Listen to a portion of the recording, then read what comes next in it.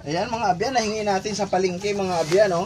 Dito sa Iloilo mga abyan, ang tawag dito ay buwa. Pero sa amin dun sa Bicol, ang tawag sa amin ito ay buay.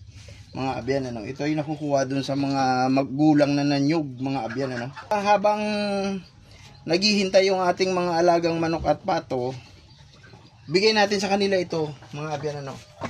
Ito muna yung kanilang kakainin, mga abyan, no?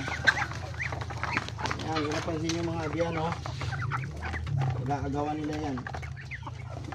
Yan muna yung kanilang lalantakan habang naghihintay sila ng kanilang pagkain.